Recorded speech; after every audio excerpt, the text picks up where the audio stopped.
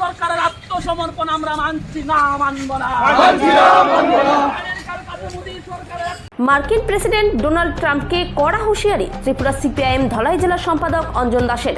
ভারতীয় পণ্যের উপর মার্কিন প্রেসিডেন্ট ডোনাল্ড ট্রাম্প 50% শুল্ক বসানোয় ও কেন্দ্রের মোদী সরকারের ধ্বংসাত্মক মনোভাবের বিরুদ্ধে বামপন্থী কেন্দ্রীয় ট্রেড ইউনিয়ন সর্বভারতীয় ফেডারেশন ও সংযুক্ত মোর্চার আহ্বানে সারা দেশব্যাপী প্রতিবাদের অঙ্গ হিসেবে ত্রিপুরার ধলাই জেলা কমলপুর শহরে সিপিআইএম দলের পক্ষ থেকে এক প্রতিবাদ মিছিল ও পথসভা অনুষ্ঠিত হয়। বক্তব্য রাখতে গিয়ে ত্রিপুরা সিপিআইএম দলের ধলাই জেলা সম্পাদক অঞ্জন দাস বলেন, মার্কিন প্রেসিডেন্ট ডোনাল্ড ট্রাম্প ভারতীয় পণ্যের উপর 50% শুল্ক বসিয়েছে, যা ভারতবর্ষের অর্থনীতিকে প্রচণ্ডভাবে দুর্বল করবে, কৃষকদের উপর বিরাট আঘাত তৈরি করবে, ভারতীয় জনগণের উপর আঘাত তৈরি হবে। এই ব্যাপারে কেন্দ্রের নরেন্দ্র মোদী সরকার ধ্বংসাত্মক ভূমিকা নিচ্ছে। 13ই আগস্ট গোটা দেশব্যাপী কেন্দ্রীয় ট্রেড ইউনিয়ন এবং সর্বভারতীয় ফেডারেশন ও সংযুক্ত মোর্চার আহ্বানে গোটা দেশে কর্পোরেট ভারত ছাড়াও কৃষি থেকে হাত দাও এর প্রতিবাদে গোটা দেশ জুড়ে বিক্ষোভ কর্মসূচি নেওয়া হয়েছে। তার অঙ্গ হিসাবেই আমরা কমলপুরে আজকে বিক্ষোভ কর্মসূচি শেষ করে এখন জমায়েতে মিলিত হব।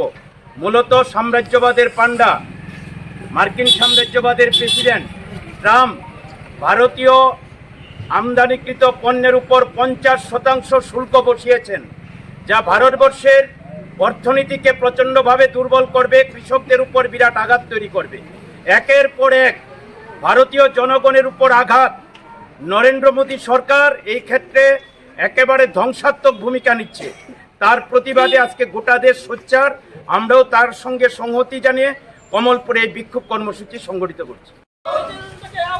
মার্কিন সাম্রাজ্যবাদের কাছে মোদী সরকারের আত্মসমর্পণ আমরা মানছি না, মানব না। আমেরিকার কাছে মোদী সরকারের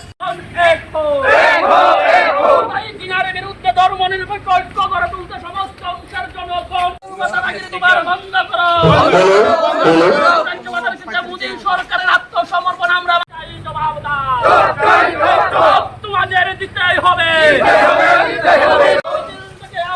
মার্কিন সাম্রাজ্যবাদের কাছে মোদী সরকারের আত্মসমর্পণ আমরা মানছি না, মানব না।